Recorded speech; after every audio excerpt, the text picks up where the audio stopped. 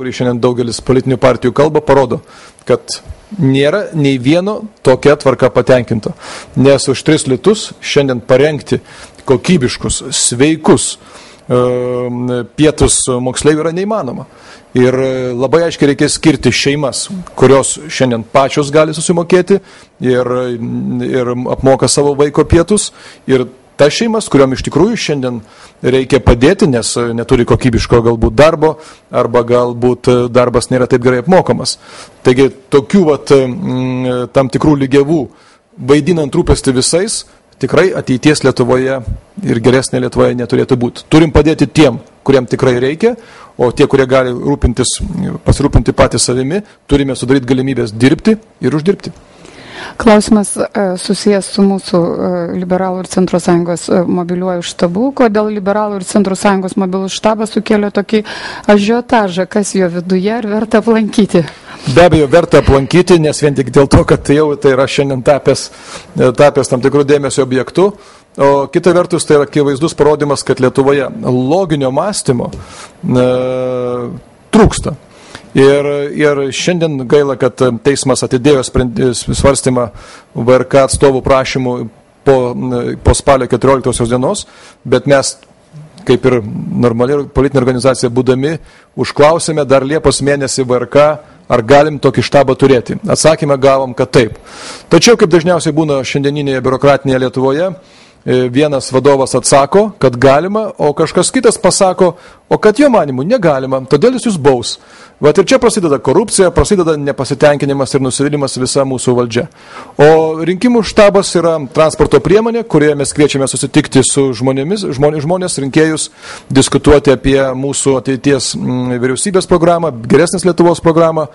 Ir tai yra tikrai labai gera priemonė bendrauti ir parodyti save. Nes kaip be būtų keista, aišku, čia gal ir kolegos Seimo nariai šiek tiek suklydo, priimdami įvairiausius ribojimus, kurių buvo priimta tiek, kad rinkimų kampanijos metu nebegali pati rinkimų kampanija vykti. Ir rinkimų agitacija, tai yra, pavyzdžiui, kalba apie programą, apie kandidatą, yra prilyginta reklamai. Mes turime kolegas iš užsienio konsultantus, kurie tiesiog stebi, sako, kaip čia gali būti. Visa agitacija buvo nerinkiminių laikotarpių, o kada reikia tikrai agituoti ir siekti, kad žmonės aktyviau dalyvautų rinkimuose, agitacija tampa beveik nebeįmanoma. Ir gaila, kad Seimas tuo metu neįsiklausė į mūsų pagrindinį siūlymą, reikia keisti finansavimo tvarką, o neįvedinėti įvairiausius apribojimus, kurių tikrai atsirado ir nebuvo sukontroliuota labai daug. Esate liberalių pažiūrų, gal numatote, kaip galima būtų Lietuvoje mažinti monopolių kiekį? Be abejo, konkurencijos tarnybos stiprinimas ir aš manau, kad konkurencijos tarnybai turėtų didesnį įtaką turėti ne tik šiandien, kaip yra surėdyta pagal įstatymus prezidentas, bet ir vyriausybė, nes konkurencijos tarnyba galėtų būti viena iš labai svarbių instrumentų vyriausybei siekiant suvaldyti monopolijas. Ir džiaugiamės, kad pagaliau yra priimtas sprendimas, tai kad Vilniaus prekybos sistema jau daugiau nei 40% rinkos valdo ir matyt, apie tokį sprendimą daug kas kalbėjo ir visi laukia, kada jis bus toks priimtas. Ačiū Dievui, kad konkurencijos tarnyba išdrįso padaryti tai dabar. O kita vertus, mes matome labai ydingą pavyzdį, kada valstybinė kainų energetikos komisija bando vykdydama įstatymą reguliuoti galimus viršpelnius elektros skirstytojams. Ir čia skirtingos ministerijos, kaip šiuo atveju ūkio ministerija, pagaliau teismai labai keistom aplinkybėmis įkiša į tokį reguliavimą. Skaidrumo šiuose procesuose trūksta ir mes tikrai galim garantuoti, kad jeigu mums teks garbė vadovauti ministrų kabinetui, konkurencija kaip pagrindinis elementas siekiant, kad visuomenė gautų geros kokybės paslaugą už priimtiną kainą, bus pagrindinis prioritetas. Su kokiom politiniam jėgom nedirbtumėte koalicijoje? Girdėjau, kad ir vieną galėtumėte darbinti, bet vis dėlto. Žinot, rinkėjai nuspręs, kas gali būti Seime. Ir matyt, tada galėsim ir matyti galimą koalicijų formatą. Ir aišku, mes tikrai norėtume dirbti su tomis partijomis, kurias rinkėjai gerai pažįsta, kurių programos sutampa ir požiūriai bent jau didžia dalimi su mūsų siekiais ir matymu. ir mums būtų labai sunku dirbti su tom politiniam partijom ir organizacijom, kurios sako vieną, daro kitą. Aišku, aš galiu pasakyti, mums užtektų valios, jeigu man tektų vadovauti ministrų kabinetų ir mes turėtume pakankamą svorį ministrų kabinete. Ir juokaudamas sakau, ir velnę mes galime įdarbinti ir priversti arti Lietuvos laukus. Nekartą esame jau tą ir padarę. Bet vėlgi norėtume kalbėti apie tokią vyriausybę, tokią koaliciją, kuri tikrai galėtų kurti geresnę Lietuvą ir kuri tikrai galėtume vadinti ateities vyriausybę. Džiugu, kad konservatoriai savo programą įrašė punktą kviečiame kartu kurti geresnę Lietuvą. Žinant, kad mūsų programa vadinasi Geresnė Lietuva, tai vienas galimas blokas. Aišku, mes galėtume dirbti, manau, ir su socialdemokratais.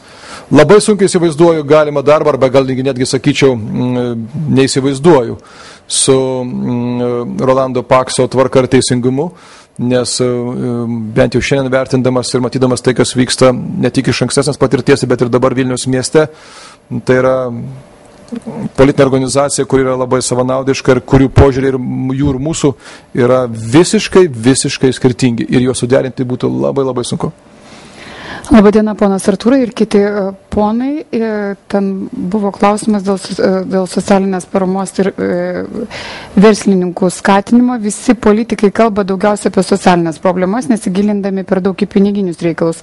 Man kaip verslininkui tai skamba keistai, todėl norėčiau pasidomėti, kokios būtų jūsų įvardyjamos 3 priemonės pradedantiems verslininkams, tai yra generuojantiems mokestinės pajamas.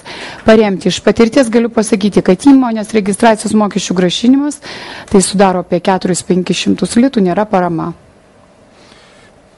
Taip, iš tikrųjų tai nėra parama, nors pradedančiajam verslui gal tai paskata tam tikra, kuri yra atliekama savivaldybių lygmenyje ir Vilniaus miesto savivaldybė savo laiku buvo pradininkė tokios paramos. Na, o svarbiausia, kas šiandien yra pradedančiajam verslui. Tai kuo paprastesnė mokesčių administravimo sistema, kuo mažesnis biurokratizmas ir labai svarbios minėtos jau įstatymų numatytos gyventojų pajamų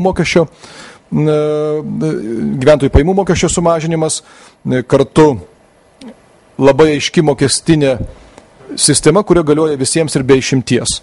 Ir kartu, kad nebūtų tų monopolijų, nuo kurių šiandien kenčia ypatingai smulkus ir vidutinis verslas, kada tai, ką uždirba, priverčia pusdykiai atiduoti šiandien monopolinėms kompanijos, kurios dominuoja Lietuvos rinkoje.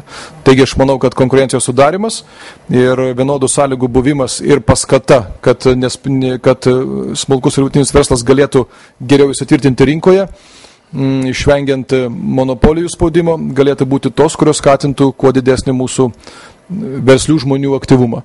Ir savo ruožtu galiu tik pasakyti, kad Liberalų centro sąjunga visą laiką labai aiškiai supranta verslo reikšmę. Ir mes puikiai žinom ir galim pakartoti, kad jeigu ne mūsų aktyvus Lietuvos verslas, šiandien nebūtų daugelio darbo vietų, nebūtų daugelio puikiai veikiančių įmonių, žmonės neuždirbtų ir negautų to atlyginimo, kurį šiandien jie gauna. Ir aišku, mes turime, kiek yra įmanoma, sudaryti sąlygas, kad jie kuo sėkmingiau tai darytų ir klestėtų.